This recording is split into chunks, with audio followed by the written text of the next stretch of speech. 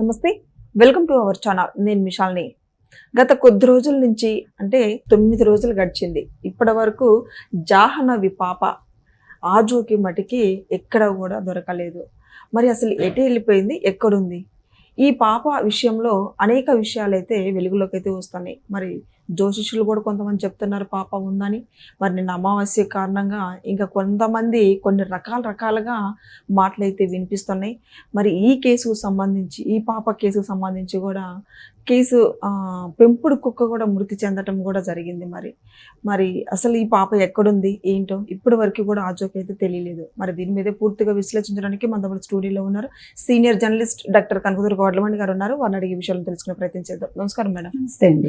ఏంటి మేడం, నిన్న అమావాస్య కారణంగా పాప దొరుకుతుందని అందరూ అనుకుంటున్నారు. మరి తెలుగు 2 రాష్ట్రాల్లో కూడా ఇదే హాట్ టాపిక్ గా చర్చ అయితే జరుగుతుంది. ఈ జాహ్నవి పాప గురించి చర్చ జరుగుతుంది. అసలు ఎటు వెళ్ళిపోయింది, ఏంటి పాప, ఏంటి మేడం దీని మీద స్పందన?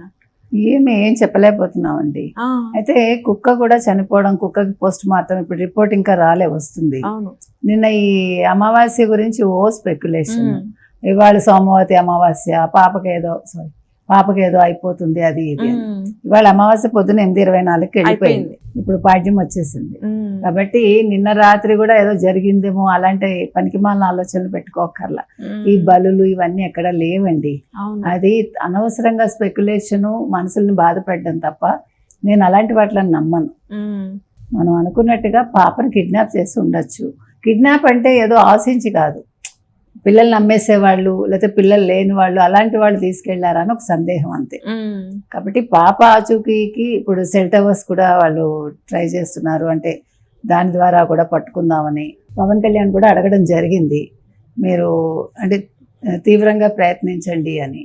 ఎవరికి వాళ్ళు దృష్టి పెడుతున్నారు. తల్లి తండ్రి కూడా బాధపడుతున్నారు.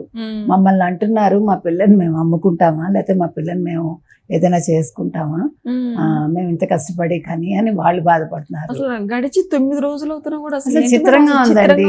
అసలు ఇటువంటి కేసు మనం వినలేదు, చూడలేదు. చాలా ఆశ్చర్యకరంగా ఉంది. ఏ కోణం నుంచి చూసినా కూడా అర్థం కావట్లా కుక్క ఎందుకు చనిపోయింది. అసలు కుక్కని ఇంత హింసి బాధ పెట్టించి అట్లా చేశారని కొంతమంది బయటకు వచ్చి మాట్లాడుతున్నారు కూడా తెలియదు మనకి. మరి ఇప్పుడు విషం పెట్టారా అని ఒక కోణంలో చూస్తున్నారు. అసలు కుక్క మూగ జీవిని కూడా ఇట్లా చేస్తారా? కాదంటే కుక్కకి విషం పెడితే ఏం కలిసి వస్తుంది? ఇప్పుడు తను చూపించడం మానేస్తుందని, పిల్లని చూపించడం మానేసి ఇప్పుడు ఏదైనా అయిందనుకోండి చూపించడం మంచిది. ఏమీ కాలేదనుకోండి పిల్ల ఎక్కడికి వెళ్ళిందో వెతుకుతారు. సో ఏ రకంగా చూసుకున్నా ఇప్పుడు కుక్క చావుకి లేకపోతే ఎవరో ఏదో చేశారనడానికి సంబంధం ఉండకపోవచ్చు అని నాకు అనిపిస్తుంది. చెప్పలేము మనం.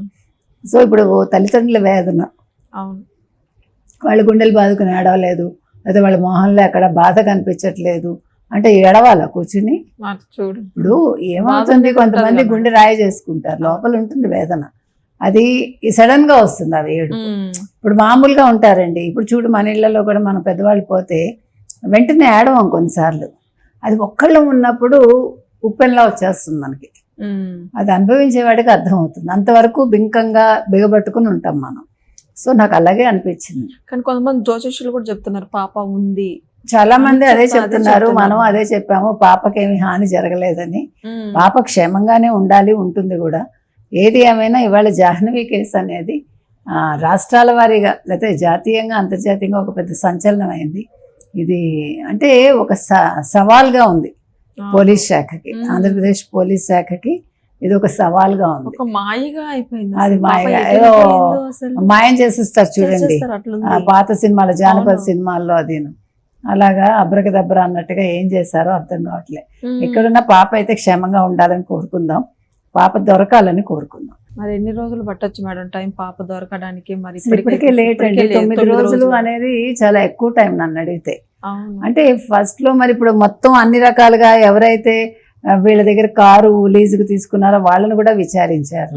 మరి ఆ పక్కన జీడి తోటల్లో పనిచేసే వాళ్ళని విచారించారా లేదా, అందులో ఒరిస్సా వాళ్ళు ఎవరన్నా ఉన్నారా లేదా, ఈ కోణంలో చూసారా లేదా, అసలు వాళ్ళందరినీ విచారిస్తే అలా కొంచెం ప్రయోజనం ఉండేదా, తర్వాత పాపను చూసాము అన్న వాళ్ళని ఏ రకంగా విచారించారు, ఊరికే అడిగి వదిలేశారా, ఇవన్నీ కూడా సందేహాలే. సో ఇవాళ పాప విషయంలో ఏ కోణంలోంచి చూసినా కూడా సందేహాత్మకంగానే ఉంది. ఇప్పుడు పోలీసులు తప్పేమీ లేదు. స్నిఫర్ డాగ్స్ వచ్చాయి, ఎన్డీఆర్ఎఫ్ ఉంది, పోలీస్ శాఖ ఉంది, జల్లెడ పడుతున్నారు. కానీ ఇది మాత్రం ఒక చిత్రమైన కేసుగా మాత్రం ఉంది.